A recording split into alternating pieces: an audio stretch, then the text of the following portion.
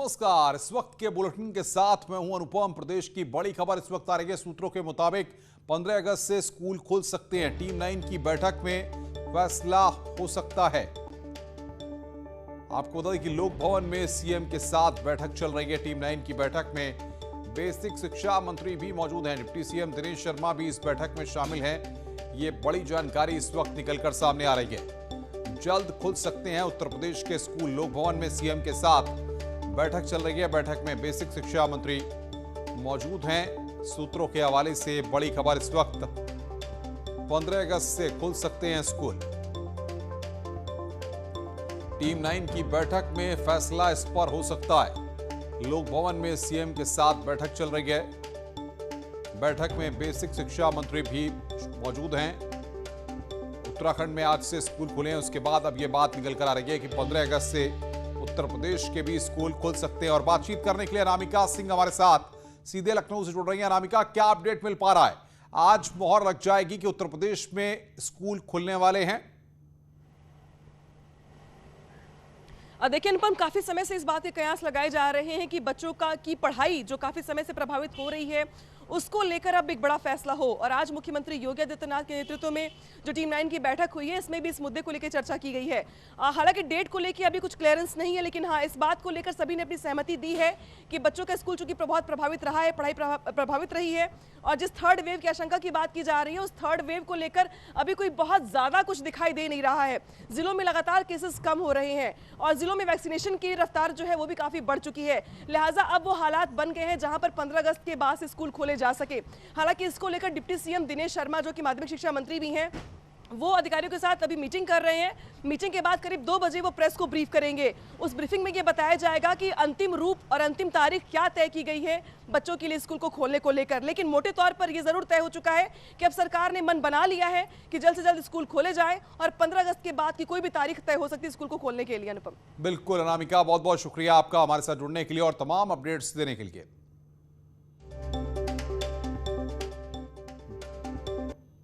बड़ी खबर, यूएन की बैठक की अध्यक्षता करेंगे पीएम मोदी। 9 अगस्त को होगी सुरक्षा परिषद की बैठक। समुद्री सुरक्षा पर बैठक की अध्यक्षता करेंगे। वर्चुअल होगी यूएन सुरक्षा परिषद की बैठक। 1 अगस्त से भारत के पास यूएन सुरक्षा परिषद की अध्यक्षता है। यूएन की बैठक की अध्यक्षता प्रधानमंत्री नरेंद्र मोदी करेंगे। वर्चुअल होगी यूएन सुरक्षा परिषद की बैठक और 1 अगस्त से आपको बता दें कि भारत के पास परिषद की अध्यक्षता है, तो इसलिए इस बार प्रधानमंत्री नरेंद्र मोदी इसकी अध्यक्षता करेंगे।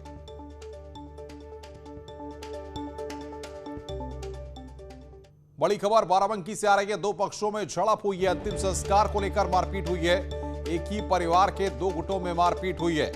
लाठी डंडे और धारदार हथियार से हमला किया गया है। पुलिस की निगरानी में यह अंतिम संस्कार वहां पर हुआ है। 10 लोगों के खिलाफ मुकदमा दर्ज कराया गया है। सतरेक थाना के बहादुरपुर गांव का यह पूरा मामला है।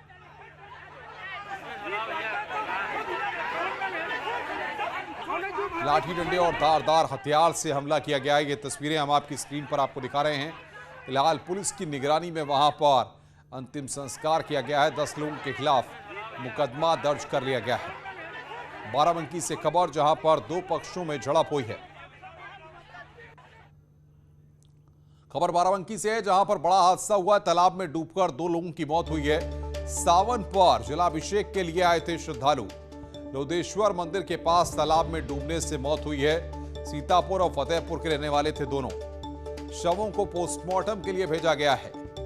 रामनगर के लोदेश्वर महादेव धाम का यह पूरा मामला है।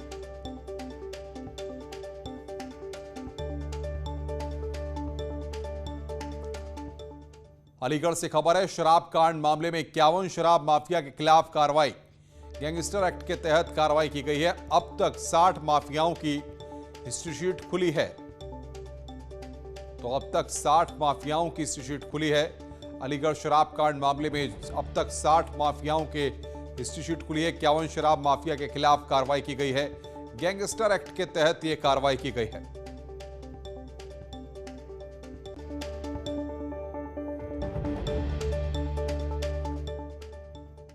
और अब बात कर रहे हैं बड़ी खबर की। महिला हॉकी में भारत ने इतिहास रचा है। महिला हॉकी के सेमीफाइनल में भारत पहुंचा है टोक्यो ओलंपिक से इस वक्त की बड़ी खबर, भारत ने ऑस्ट्रेलिया को हराया है।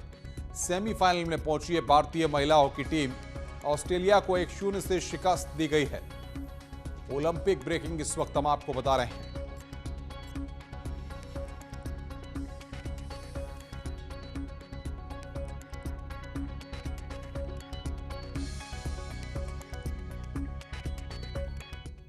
दोनों ही टीम्स ने जो शानदार प्रदर्शन किया है उसके लिए बहुत बहुत बधाई, शुभकामनाएं। और अगले आने वाले बहुत महत्वपूर्ण मैचेस के लिए भी 135 करोड़ भारतीय की ओर से बहुत बहुत शुभकामनाएं। पिछले कल भी पीवी सिंधु जी ने जो कांस्य पदक जीता, उससे पहले मीराबाई चानू जी ने जीता, लवलीना ने शानदार प्रदर्शन किया। तो उम्मीदें भारत की ओर बंधी है और मुझे खुशी इस बात की है कि भारत की बेटियों ने अब तक 2 मेडल जीतकर दिखाए हैं। आज महिला हॉकी टीम ने भी शानदार प्रदर्शन किया है और पुरुष हॉकी टीम ने भी शानदार प्रदर्शन किया। इंडिया के लिए बहुत बड़ा दिन है आज का दिन। हमारा महिला और पुरुष दोनों टीमें सेमीफाइनल्स पहुंचना ओलंपिक्स में, वो भी हॉकी जैसे गेम में, बड़ी गेम है, बड़ी जीत है। तो हमने शुरू में कहा था, जब हम हमारे हॉकी के प्लेयर्स मेंस वुमेन्स बैंगलोर में ट्रेनिंग करते थे, हम मिलने जाते थे और कलिंगा स्टेडियम में उनके गेम के लिए में जाते थे, तो जितना भी इंटरेक्शन करते थे हमारा कॉन्फिडेंस लेवल हाई था और हमको पूरा यकीन था कि सेमीफाइनल्स तक हम जरूर पहुंचेंगे। अब इससे आगे बस 2 स्टेप्स है, लेकिन सेमीफाइनल्स पहुंचना ही अपने आप में इतिहास है। साधना जी, लड़कियों ने जो जीत हासिल करी है हॉकी में, उस पर क्या कहना चाहेंगे? दोनों टीम जो है सेमीफाइनल में पहुंची है। पूछा किया है, इसके लिए सभी बधाई के पात्र हैं। सीएम योगी ने ट्वीट कर महिला हॉकी टीम के खिलाड़ियों का हौसला बढ़ाया है। उन्होंने कहा है कि टोक्यो ओलंपिक में अद्वितीय प्रदर्शन करते हुए भारतीय महिला हॉकी टीम ने पहली बार ओलंपिक के सेमीफाइनल में प्रवेश सुनिश्चित किया है। संपूर्ण देश को गौरवान्वित करने वाली इस ऐतिहासिक उपलब्धि के लिए पूरी टीम को बधाई। ईश्वर से कामना है कि आपकी सफलता का ये क्रम सतत जारी रहे।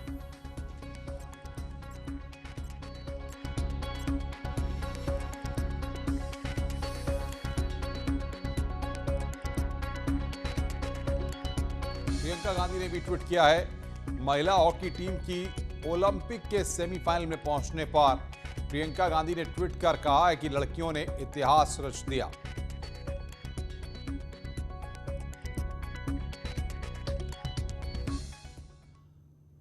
वहीं लोकसभा में सिंधु को बधाई दी गई। टोक्यो ओलंपिक में पदक जीतने पर बधाई दी गई है। सदन की ओर से लोकसभा अध्यक्ष ने बधाई दी है। सिंधु की सफलता से देश का गौरव बढ़ा है। सदन उनकी सफलता का अभिनंदन करता है। ओलंपिक में लगातार दूसरी बार जीतने वाली पहली महिला बनी सिंधु। बैडमिंटन में सिंधु ने ब्रॉन्ज मेडल जीता है। करते हुए अत्यंत प्रसन्नता हो रही है कि सुश्री पीवी सिंधु ने ओलंपिक खेलों में बैडमिंटन एकल प्रतियोगिता में भारत के लिए कांस्य पदक जीता है। उन्होंने लगातार दूसरे ओलंपिक में ये कामयाबी हासिल की है। व्यक्तिगत मुकाबलों में 2 ओलंपिक मेडल जीतने वाली वो पहली भारतीय महिला है। मैं अपनी ओर से तथा सदन की ओर से सुश्री सिंधु को इस ऐतिहासिक सफलता के लिए बधाई देता हूं और आशा करता हूं कि उनकी ये उपलब्धि पूरे देश के युवाओं के लिए प्रेरणादायक होगी। पीवी सिंधु की जीत पर मायावती ने ट्वीट कर बधाई दी है। उन्होंने कहा है कि विश्व बैडमिंटन चैंपियनशिप पीवी सिंधु द्वारा टोक्यो ओलंपिक में भी कांस्य पदक जीतकर देश को गौरवान्वित करने के लिए उन्हें हार्दिक बधाई। इससे पहले सिंधु ने रियो ओलंपिक में रजत पदक जीता था। इस प्रकार 2 ओलंपिक पदक जीतने का दुर्लभ कीर्तिमान उन्होंने अपने नाम कर लिया है।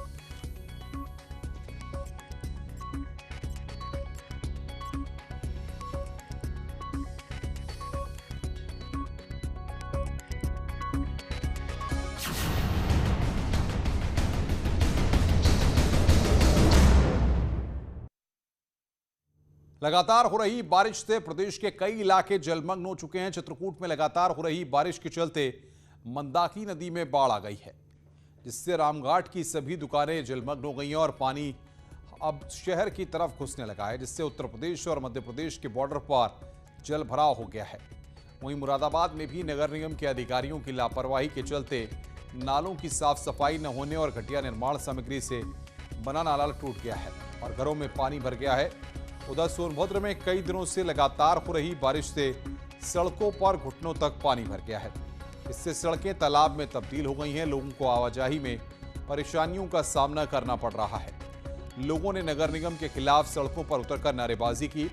यह आखिरी तस्वीर महोबा की है, जहां पर थाने में पानी भर गया है और ड्यूटी पर तैनात पुलिसकर्मी को पानी निकालना पड़ रहा है।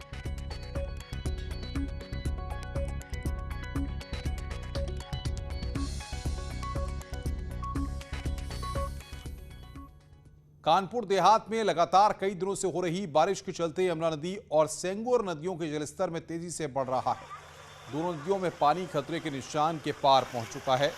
यमुना नदी और सेंगोर नदियों के किनारे बसे गांव के बाहर पानी ही पानी दिख रहा है। आवागमन के रास्ते भी पानी में डूबे नजर आ रहे हैं, जिसके चलते कई गांवों का संपर्क मुख्य मार्ग से टूट गया है। मजबूरन लोगों को जान जोखिम में डालकर पानी के तेज बहाव के बीच निकलना पड़ रहा है। वहीं जिला प्रशासन ने नदियों के बढ़ते जलस्तर को देखते हुए पहले से ही तैयारियां शुरू कर दी थीं। नदियों के किनारे बसे गांव में रहने वाले लोगों को अलर्ट जारी करते हुए बाढ़ चौकियों का निर्माण पहले से करा लिया गया है। साथ ही यमुना और सेंगोर नदी के जलस्तर पर पल पल की नजर रखने के निर्देश जिम्मेदार अधिकारियों को दिए गए हैं। जाते हैं, किसी प्रकार की कोई सुविधा नहीं है। आप आशा बहू हैं? हाँ। अभी क्या तत्काल कोई पेशेंट है क्या आपके साथ? पेशेंट है। अच्छा, तो एम्बुलेंस की व्यवस्था नहीं है?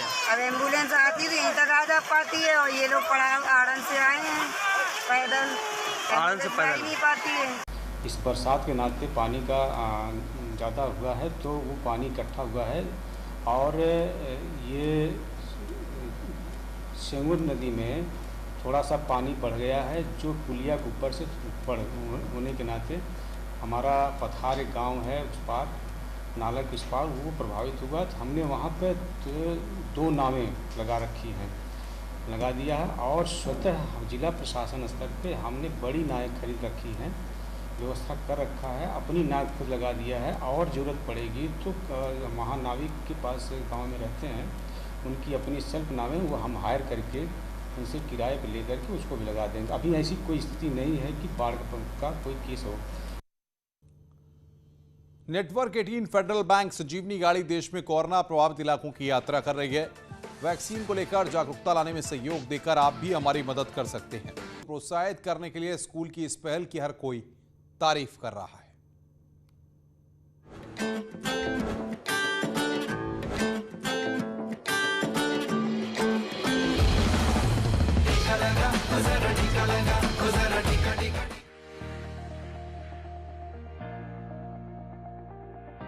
मेरठ का वेद इंटरनेशनल स्कूल इन दिनों पूरे सूबे में चर्चा के केंद्र में है।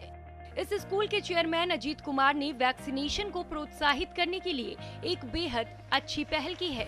स्कूल प्रबंधन ने टीकाकरण को प्रमोट करने के लिए ऐलान किया है कि जो भी अभिभावक वैक्सीनेशन करवाएंगे उनके बच्चों को स्कूल की फीस में 42% से लेकर 67% तक की छूट दी जाएगी। वैक्सीन जो लगवा के आएंगे उन्हें तत्काल छूट दे दी जाएगी और ये हम अपनी फीस पे 8 माह से लेकर 5 माह तक की फीस में छूट दे रहे हैं सर। वेद इंटरनेशनल स्कूल प्रबंधन के इस फैसले से जहां अभिभावक बेहद खुश हैं, वहीं स्कूल के चेयरमैन अजीत कुमार का कहना है कि कोविड-19 के चलते कईयों ने अपनों को खोया है और कई अभिभावकों के काम धंधे पर बुरा असर पड़ा है और वो कतई ये नहीं चाहते कि किसी भी परिस्थिति में बच्चों की पढ़ाई में रुकावट आए। उनका कहना है कि स्कूल के बच्चे और उनके अभिभावक परिवार की तरह हैं, इसीलिए ये उनका कर्तव्य है कि वो बच्चों की पढ़ाई का ख्याल रखें। इतना ही नहीं, स्कूल प्रबंधन का दावा है कि स्कूल फीस में रियायत के साथ साथ प्रबंधन बच्चों को पढ़ाई के लिए ऑनलाइन क्लासेस भी दे रहा है। आज हमारे संस्थान बेहद दिक्कत में हैं और कम से कम 50% संस्थान बंद होने के बंदी की कगार पे हैं सर। और अगर ये लंबा चलता रहा तो ये education sector, schools, private schools पूरी तरह से बंद हो जाएंगे सर, ये मैं कहना चाहूँगा। इसलिए इस पर ध्यान दिया जाना चाहिए। हालांकि अभिभावकों को राहत देते हुए स्कूल प्रबंधन ने सरकार से ये भी अपील की है कि प्राइवेट स्कूल को हो रहे भारी नुकसान के चलते प्राइवेट स्कूल बेहद मुश्किल दौर से गुजर रहे हैं और तकरीबन 50% संस्थान बंदी की कगार पर है। ऐसे में उत्तर प्रदेश सरकार को प्राइवेट स्कूल के बारे में सोचना चाहिए। बहरहाल किसी प्राइवेट स्कूल की तरफ से वैक्सीनेशन को लेकर चलाई जा रही ये मुहिम वाकई काबिले तारीफ है। उम्मीद है सरकार इनकी अपील पर ध्यान देगी और साथ ही साथ दूसरे स्कूल भी वेद इंटरनेशनल स्कूल से कुछ सबक लेंगे। Bureau report, news 18 network.